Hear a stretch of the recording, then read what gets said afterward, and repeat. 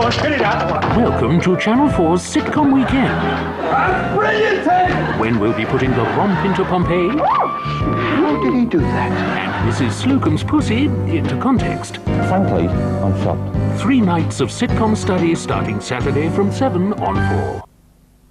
Next on 4, Dispatch's investigation into one of the most tragic and alarming issues of our time, Gulf War syndrome. This is METZ. It's now in the UK. 5.4%. It has pure filtered schnapps in it. That's why I drink it. You're wondering why I'm wearing this mask. Well, that's my business, not yours. Mod is back for 97. Lambrettas, sharp suits and parkas. Get MODrophenia now. Buy one pair of Boots brand spectacles, then choose another pair, including prescription sunglasses, absolutely free. What a choice. From Boots Opticians.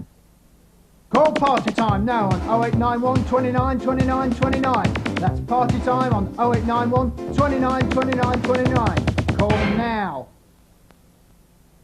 Tough day, darling. Terrible. I was out testing this, Flyte. It's our new chocolate bar with half the fat. I've been beaten up, tortured, arrested. What did you say? Beaten up, tortured. No, Flyte. Did you say with half the fat? Yeah, it's good, isn't it? Good? Of course it's good. That's hardly the point, is it? Look, how long have we been married? Day after day, I think, shall I have a bit of chocolate? No, better not. And all those years you were working on this. It's not me, darling. It was one of our boffins. A boffin? Don't talk to me about a boffin. Flyte, sorry it took so long. What puts the core in your korma? Makes an Italian seriously saucy. A soup simply super. And is delicious straight from the pot. Biopot Natural Yogurt by Onken. A natural choice. Admin are always on at me to liven up my advertisements for John Smith's Extra Smooth Bitter. They don't think it's enough to talk about its extra smooth taste. What we need's a bit of action, Jackie. They just don't get it, do they? Well, I told them straight. No gimmicks, no dancing ladybirds, and definitely no penguins. Just me, in a pub, with a pint of John Smith's Extra Smooth. Pure silk in a glass. So, if this is a bit dull, you can blame me. Cut it. That was nice, Jack. So you're going to put the pub background in afterwards? Yeah, that's right, Jack. Yeah, we're going to put it in later.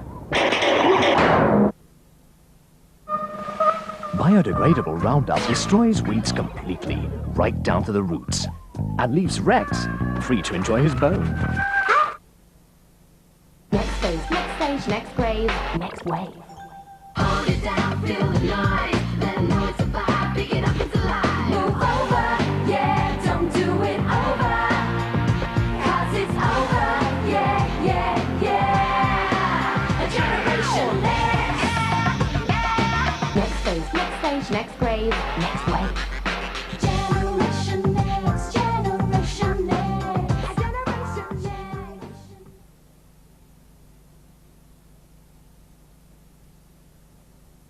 For one of them, this is no surprise. Melissa Foster has been found murdered. One of us has got to get a grip. You never kept that appointment with the doctor, is that right? That's right. You talked in your sleep. Why would your wife have a safe deposit box? I want the negatives, and I want them tonight. This is a seriously sick animal who thinks it has a sense of humor. That man is lying! Ever thought that love is blind? Melissa, Monday at 9 on 4.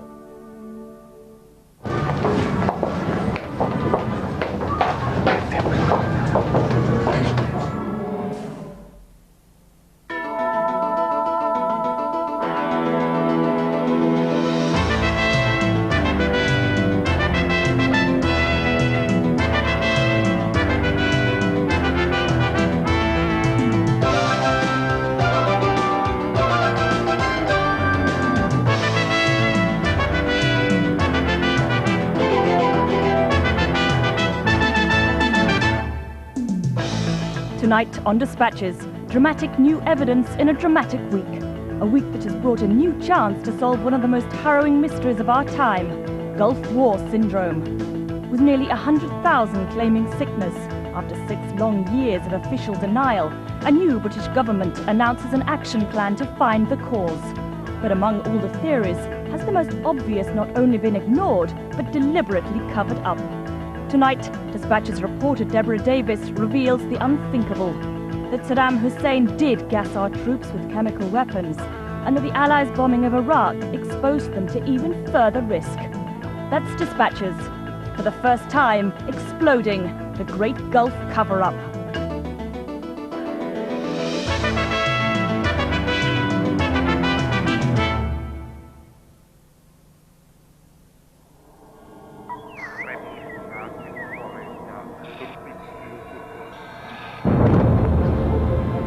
Just two deafening noises right above our heads, and just sheer panic after that. When the sirens go off, your heart does jump because it could be a nuke. It could be something nasty and chemical or biological. There was a chap running up the corridor saying, chemical attack, chemical attack. A major came along and said, stay undercover, we're being hit by a chemical agent. These former soldiers believe they've been gassed by the deadliest weapons of all time. They're convinced Saddam Hussein scored a military triumph, which Western governments have covered up for 6 years.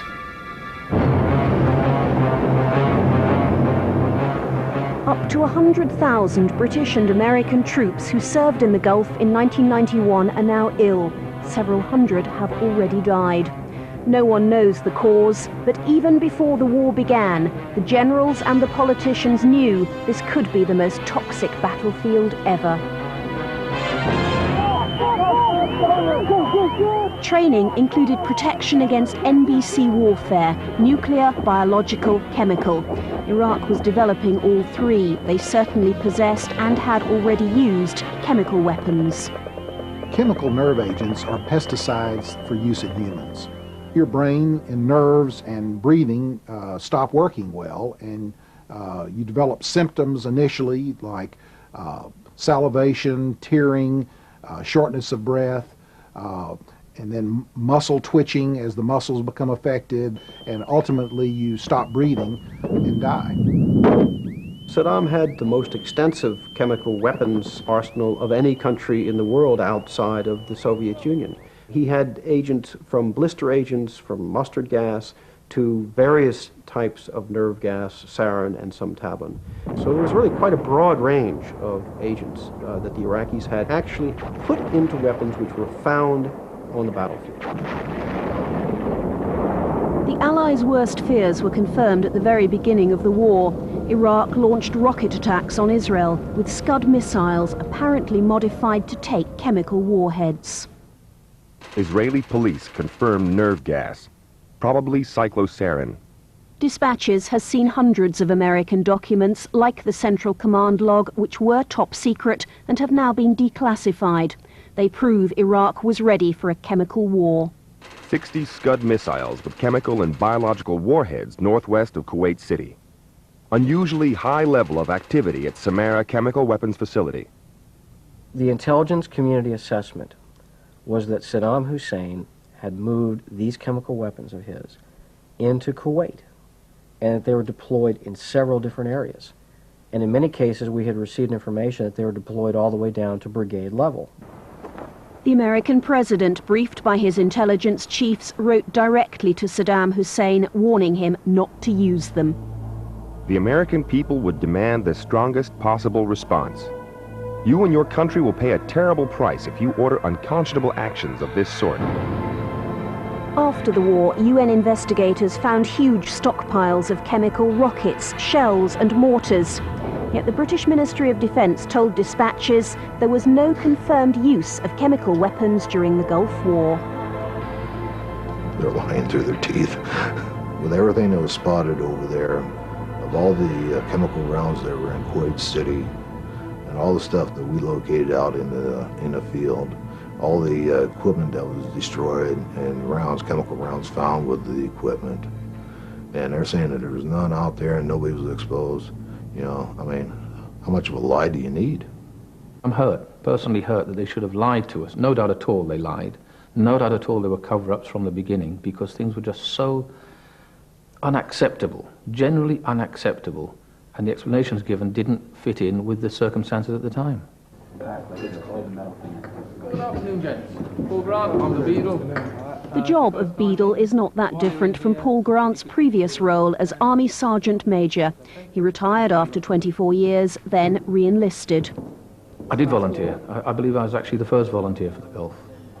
If I was asked to volunteer again now, and if I was fit enough and young enough, I would still do it, because I believe in my nation and I'd be happy to die defending it.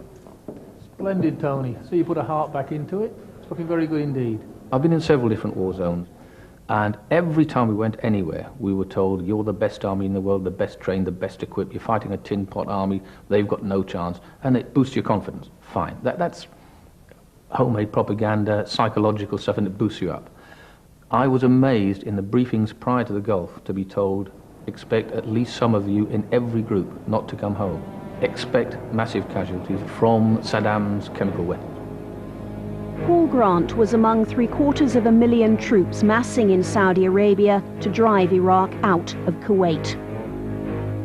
He flew into Dhahran and was camped up the coast at Al Jubail with other coalition troops when the first Iraqi attacks began.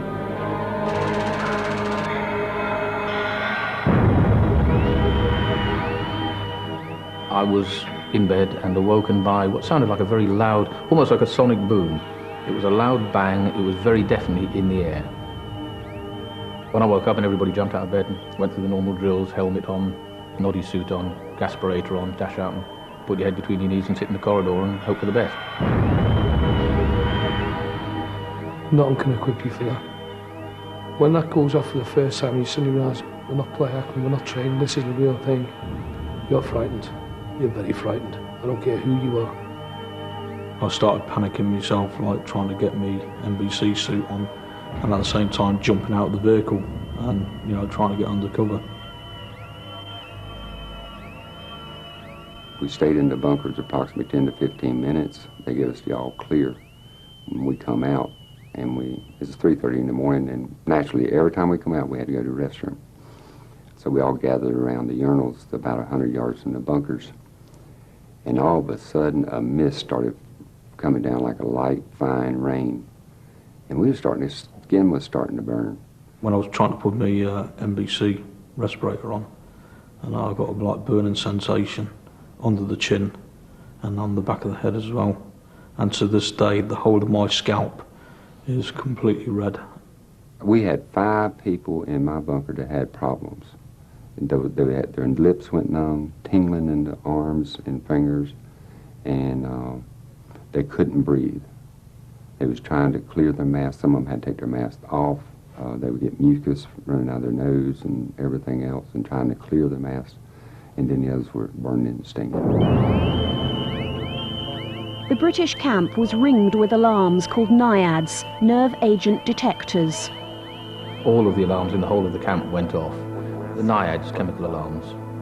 And after they went off, then the sirens started, and then the American verbal announcement, they had loudspeakers on big poles all over the place. Almost in a panic, this guy was saying, words to the effect of, this is the real thing, take cover, no duff. The chemical detection team was coming up the road with handheld detectors, followed by a lad with a rattle. And he was shouting, remain in accommodation, remain in accommodation. The 2 lads that was coming up with the hand machines was shouting, positive, positive. The sirens in the main stadium went off, the large stadium. And also, our guys too were yelling, gas, gas, gas, this is not a drill. The British chemical sentries were trained to use 2 main detectors. The handheld cam distinguishes between gases like mustard